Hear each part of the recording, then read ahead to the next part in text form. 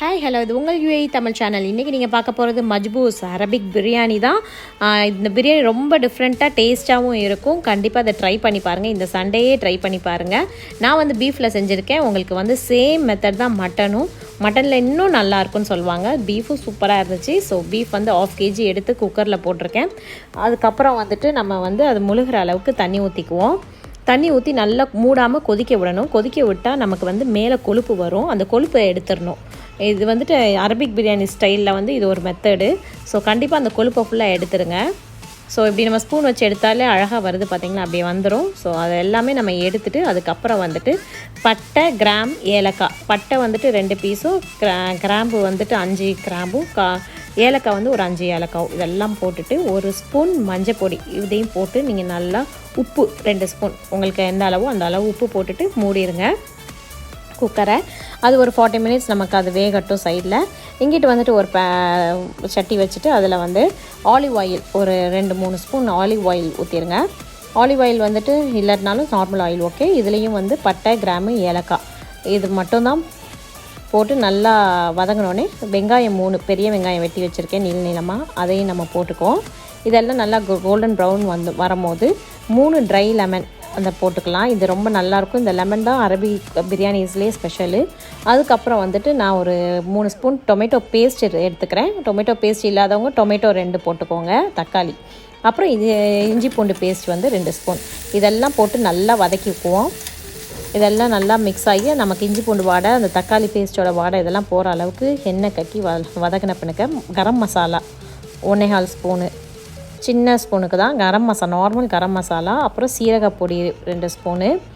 அப்புறம் வந்துட்டு மிளகு பொடி வந்துட்டு 1 ஸ்பூனு. இதெல்லாம் இது மட்டும் தான் மசாலா நம்ம போடுறது. ஸோ இதெல்லாம் போட்டு நல்லா மிக்ஸ் பண்ணி விட்டுக்கோங்க. கரம் மசாலா நீங்கள் கடையில் வாங்குறது கூட போட்டுக்கலாம், இல்லை வீட்டில் அரைக்கிறது போட்டுக்கலாம். அப்புறம் தண்ணி ஊற்றிக்கலாம். அரிசி வந்து 2 கிளாஸ் அரிசிக்கு வந்து 5 கிளாஸ் தண்ணி.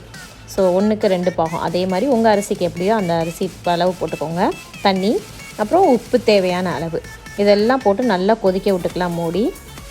என்னப்பா வாசனையெல்லாம் வருது, ஒருவேளை நல்லா செஞ்சுட்டியோ தெரியல, நல்லா இருக்கு வாசனை, வீடு ஃபுல்லாக வாசனையாக இருக்க.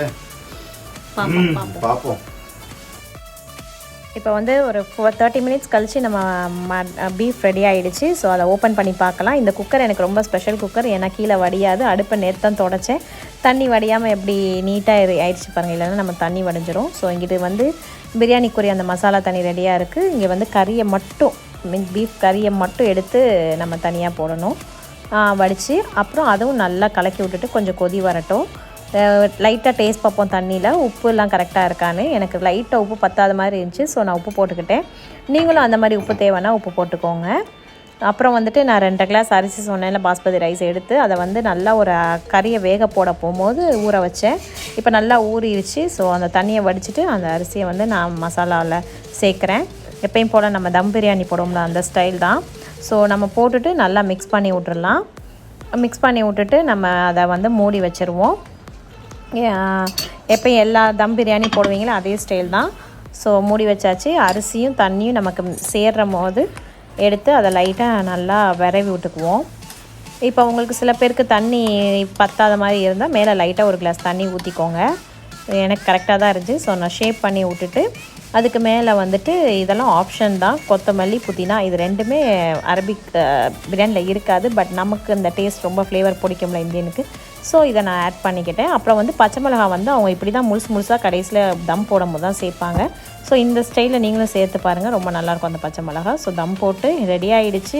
வித்தின் 20 minutes சூப்பர் எம்மி பிரியாணி ரெடி. அதை வந்துட்டு சாப்பிட்ற முறை இருக்குல்ல, அரபிக் ஸ்டைல்லே சாப்பிடுவோம் அப்படின்னு சொல்லிட்டு சகனில் மாற்றி வச்சு அப்படி தட்டுன்னு தட்டி அதை எடுக்கும் போதே ரொம்ப நல்லா இருந்துச்சு பார்க்குறதுக்கே. அப்போது கறிலாம் அவ்வளோ நல்லா வெந்துருந்துச்சு. அரிசிலாம் நல்லா நீட்டமாக சூப்பராக இருந்துச்சு. கறி செம்ம டேஸ்ட்டாக இருந்துச்சு. பிரியாணி மஜ்பூஸ் செம்ம. ஸோ கண்டிப்பாக இந்த வீக் சண்டேயே நீங்கள் ட்ரை பண்ணி பாருங்கள். உங்களுக்கு இந்த வீடியோ பிடிச்சிருந்தா லைக் பண்ணி, ஷேர் பண்ணி, சப்ஸ்கிரைப் பண்ணுங்கள். உங்கள் ஃப்ரெண்ட்ஸுக்கெல்லாம் கூட இந்த பிரியாணி செய்கிறதுக்கு நீங்கள் சொல்லுவீங்க கண்டிப்பாக இந்த ட்ரை பண்ணி பார்த்துட்டு. ஸோ ஆஃபீஸ் டே எப்படி இருந்துச்சுன்னு கேட்போம்.